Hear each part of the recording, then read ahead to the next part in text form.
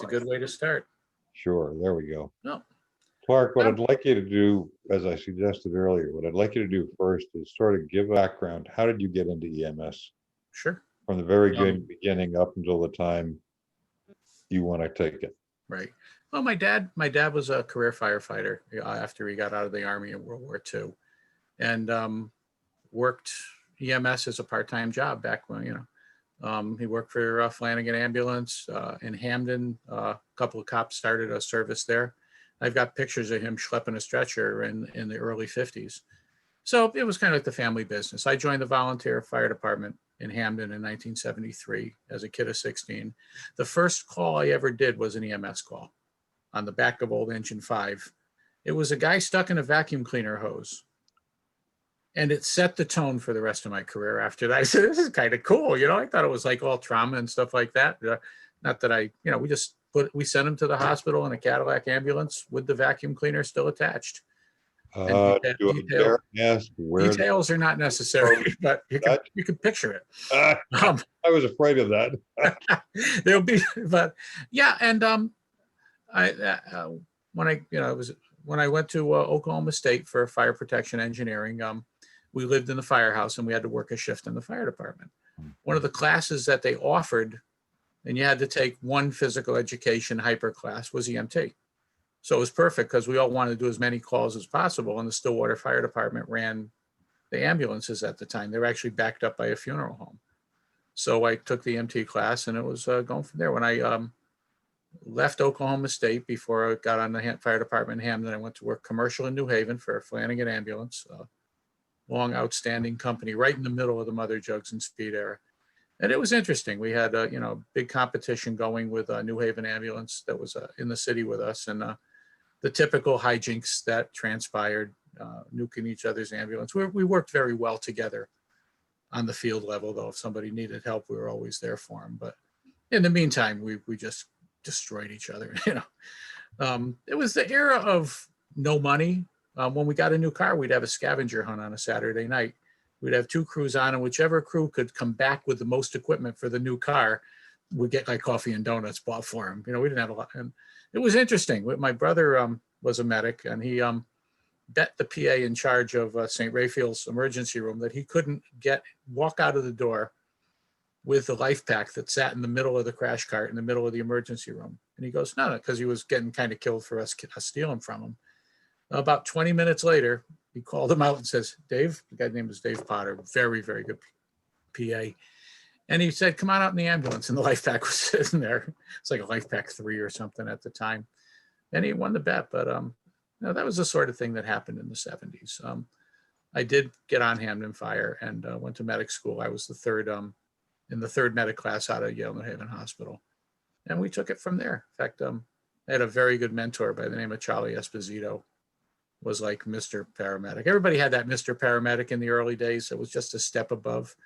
And we did the first mass casualty in the history of CMed New Haven. We had a bar restaurant sort of thing called the Sleigh House in Hamden.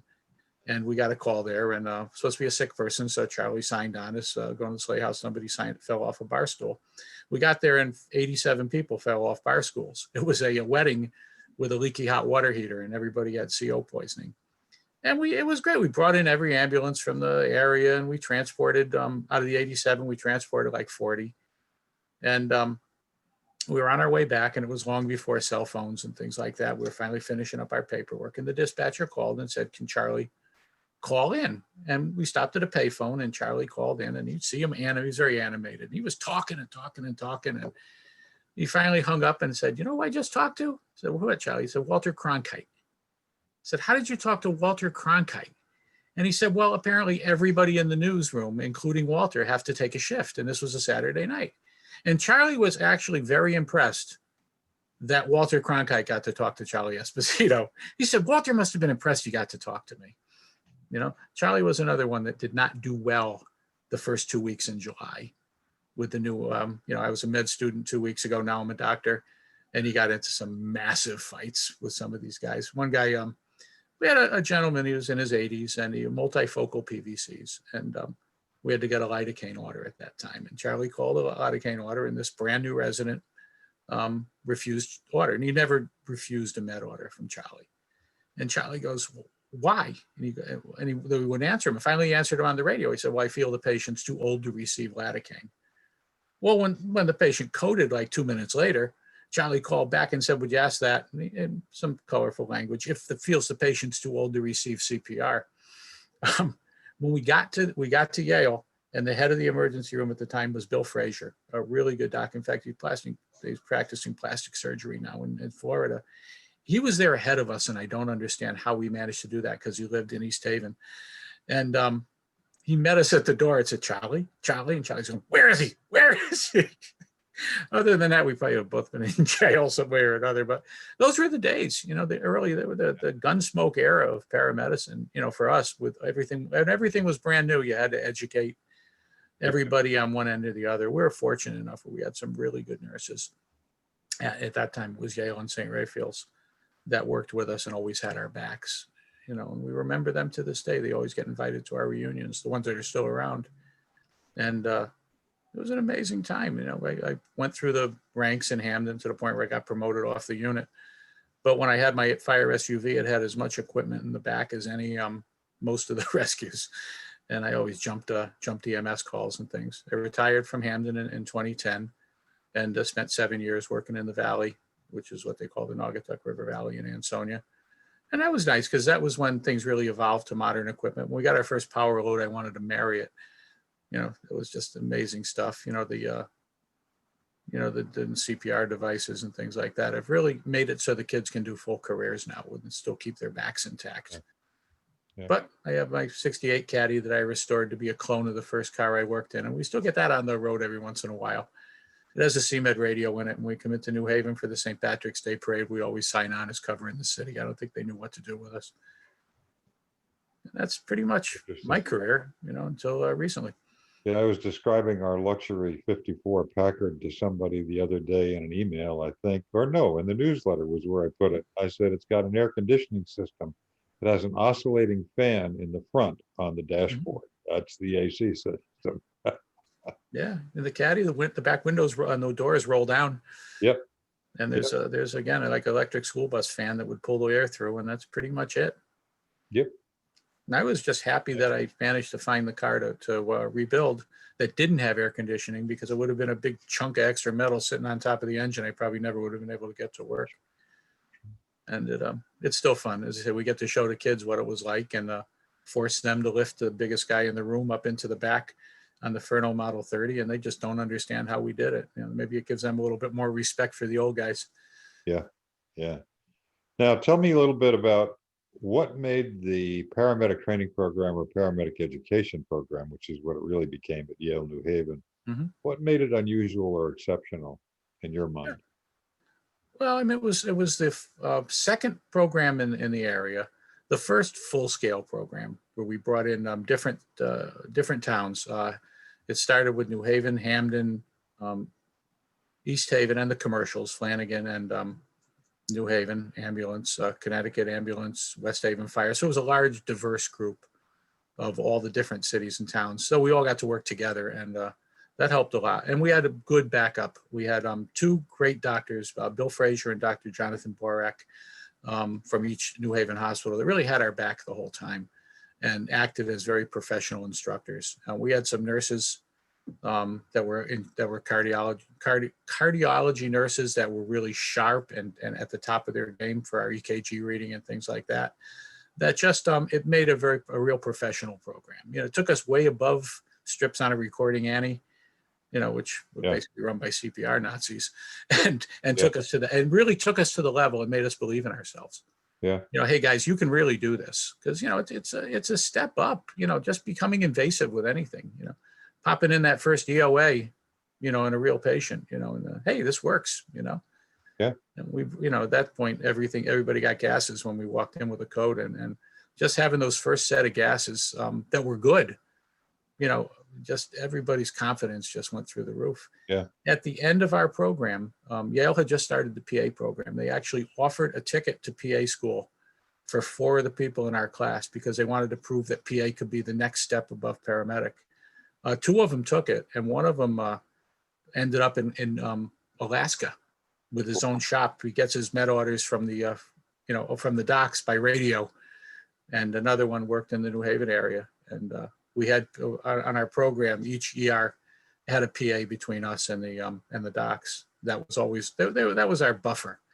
If we screwed up, we heard about it from the PA. And so we never really, and again, it added to the professionalism of the program. And Yeah. really, One of the things, and you mentioned the doctors, and one of the things that I think strengthened us early on as paramedics, and I'm sure it was true with you, was good quality assurance and good positive feedback from the physicians we dealt with. Mm-hmm. I think that was a big plus. One of the things that I've shared with paramedic students, and I'm sure you've probably told them the same thing, when I've been teaching them an advanced skill or an invasive skill, I said the toughest one of these you'll ever do will be the first one. Once you've done one and you found out that it worked, it's all downhill from there. Yeah. We used to, when we'd ask for we used to get feedback whether we wanted it or not on all our cases. Yeah. And it was incredible just to have it. It added to the knowledge base to see what you did right and what you did wrong. I mean, you had to have a thick skin. And the first line I ever did when I was precepting in the field with Charlie was my dad, who had a heart attack. He had an MI on the golf course. And I said, Charlie, I can't do this line. My brother brought him into the firehouse. And I said, he goes, if you can't do this line, you'll never do any of them. And I still have the chart. He did fine. It was a mild MI, but I still had to pop the line in, and I did. Thank God for a shot, and that helped a lot. But I had some, feedback from that. I said, let me have all the feedback you can. I want to know, and that helped a lot, but it's also a confidence builder in the beginning, because we were on, Yep. we were treading on unknown ground. Yeah. We did have Going docs out with more than one medic in the back of the truck. Originally, if we started ALS, we had to see it all the way through. Yeah. And that lasted a couple of years, and then it was just turned out we were just wasting medics, with two riding in, and then we were able to transfer a patient to a medic in the back of the truck for the commercials did all our transport. Yeah. And that made it just helped. But originally we had to ride in if we started. Yeah. I know occasionally two of us would go out on a call if we knew it was going to be a tough call, just to make sure that we'd watch each other's back. We never had enough to, in the early days, we never had enough to put two on the same rig. We had two on a shift, one in the rescue in the north end and one in the rescue in the south end, and that was pretty much it. And the rest of it was EMTs. So looking back, or sort of, looking back, what are the advantages that you and I, as old codgers in the business, had over the youngsters today, do you think? Well, I think we were the bridge between the old guys and the young guys, and we learned a lot. I think we learned a lot from our predecessors that we're able to pass on, because they had so little to work with, and they were flying by the seat of their pants. But they innovated things from nothing that we could never dream of today. And the youngsters, I mean, they're doing great. It's nice that they have all the technology. But when I worked with some of the kids when I was in Ansonia and tried to mentor them, it was always, okay, what if this breaks? What are you going to do? What if you're stuck? What if you're stuck in the field, your radio goes down, and you really have to do it on your own? Yeah. A lot of them, they rely too much on, on protocols, which you have to, but still they have difficulties when they have to go off and think a little bit more. It doesn't make them bad or anything like that. We have some great medics.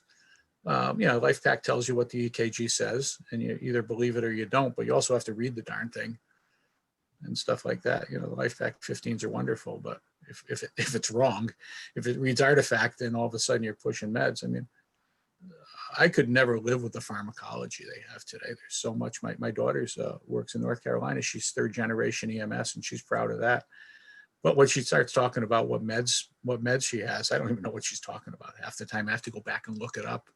Yeah. But that's kind of amazing. Where she is, they have sometimes an hour and a half transports for STEMIs, because they won't fly a medical patient. They strictly call the birds in for trauma. And that's amazing. If we had 20 minutes in the New Haven area, we were nervous about that. She goes, yeah, I had an hour and a half transport with a stroke to Duke. I said, really? She goes, oh yeah, we learned how to. And she's so confident, it amazes me. And the kids do have it. It's the youthful arrogance that they learn to live with, and that's probably what saves them a lot of times. Well, and I think that probably helps them when things go south too. Oh, absolutely. but she'll call me at 3 o'clock in the morning and go over a call with me. Cause then she'll start to second guess and say, hey, I did this, I did that. And I think it through and I'll say, nah, you were right. You made the right call. And if I didn't, I'll tell her that too, if she didn't, but most of the time she does. She's a smart kid. She must've learned it from my wife. She didn't get it from me. Very cool. Christy, what would you like us to do further? Or do we just want to hold it here and then come back and do the live thing later on? What's your pleasure? I think this is delightful. I could sit here all night, but I also know that it's dinner time everywhere. So that was great. I'm going to stop. I'm going to say one thing before I stop the recording, and that is that we have a match gift for our Tom Dick collection digitization project. That's a mouthful. We have this weekend to raise $300, and we will get a match gift of $300 if we hit our target. So anybody watching this weekend, please go to our donation page, and I will link it here in the comments, and donate to our digitization project so that we can get that match grant. If we reach $300 by Sunday afternoon, we get an additional $300 for our project to start our digital library. So please, please, please help us out this weekend if you can. And other than that, we will reschedule a live version of this with Clark, because he has a whole bunch of stories we were hearing about that we are going to dive into. So it might be 3 or 4 over the summer. We'll have to get you in the hot seat more than once. And we can't wait to have you on live and have people ask questions. If anybody's watching this and has questions, pop them in the comment, and we'll be sure to track them for our next, hopefully. For your donors, the history of EMS is incredibly diverse around the country. Everybody has a different history. Everybody has a different story. And this isn't documented. There's fire museums all over the place. Every municipality has a police museum. There's nothing for EMS. And a project like this is incredibly important because we're losing the old guys every day. And those oral histories are going away as well. And this is something that's really needed. Yeah, that's why Christy kicked this whole idea started 3-4 years ago. Wow. 3 years ago, we started doing oral histories. But now what we've got this capability with the Zoom calls where we can reach out to anybody, any place, rather than making sure they're at some conference where we're going to be present. And you're absolutely right, Clark. We're losing a lot of history by virtue of guys your age and my age that are dying, and their history is dying with them. Mm-hmm. And it's unfortunate. So hopefully we can counteract some of that by doing more and more of these, and then having this massive library of conversations with folks like yourself. So, hey, whenever you need me back, that's not a problem. I'll be there. Did I lose you guys again? Right, buddy.